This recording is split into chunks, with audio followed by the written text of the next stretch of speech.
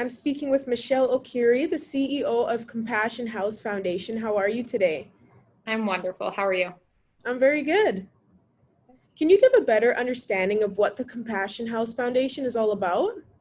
Absolutely. So we are here to serve women who are undergoing cancer treatment, and specifically those who have to travel to Edmonton for cancer treatment. So we operate Sorrentino's Compassion House, which has 16 suites for women who are undergoing cancer treatment.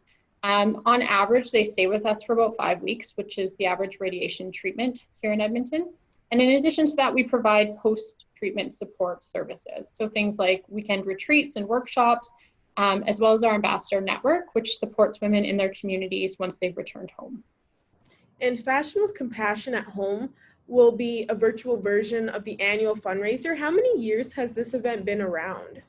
24. So yeah, it's a long-standing event. It actually predates the house.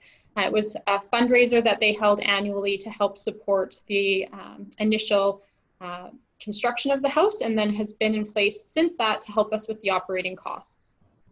Okay, and what will the foundation do differently this year for the virtual version? It'll be very different. Normally we have 650 people in for lunch, swap it all out and do an evening gala.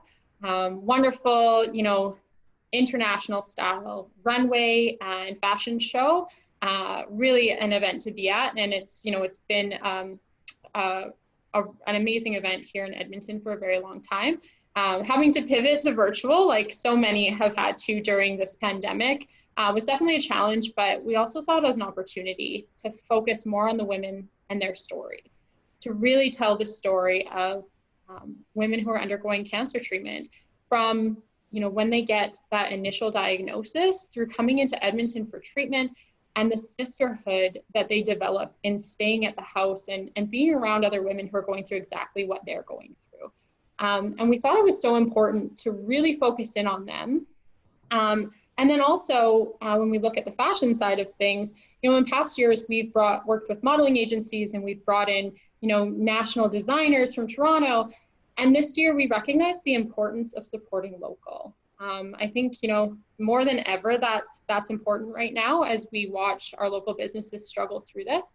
And so we've only highlighted local businesses. We've partnered with local retailers, with local restaurants as our partners for the event, and made it something that was available to really anybody if they were coming into Edmonton to go shopping. And how many local survivors will be featured? So we are featuring 5 women from throughout Alberta, including one from Vermilion. And she is one of 135 women from the Lloydminster area who have stayed with us. Oh, wow. And why do you believe this is also important for residents suffering with cancer and survivors to be a part of this event? I think more than anything, they've always been the heart of the show, but it's an opportunity to really show their strength and their resilience. They get to be, models for a day. They get their glow up moment of having their hair and makeup done and being dressed by the bay. And this year we did a photo shoot instead of them walking the runway, but they have those and they're powerful and they feel good about the way that they look, and they've been through so much.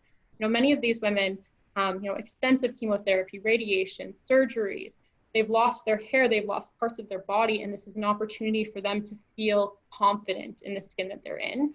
And for us to be able to give that to them, and the feedback that we get is just more than the event and the fundraiser, it's really a part of their healing journey. And throughout the 24 years for this fundraiser, I'm sure you've gotten lots of support. Do you believe the support will still be strong with this virtual version of it? Yeah, we've gotten really good feedback so far, and tickets continue to sell, which is excellent. And for us, it was actually an opportunity to better engage the communities that we serve. Normally, the event's held on a Thursday in Edmonton. That's not necessarily easy for people who are coming from 5 or 6 hours away to be a part of that. And so this year, you can watch from the comfort of your own home or with your friends at a watch party, and still feel like you're a part of the event in a way that in years past, you didn't have the opportunity to engage. And this event will be October 8th, correct? That is correct. October 8th at 7 p.m. And how can people also access it that don't know yet?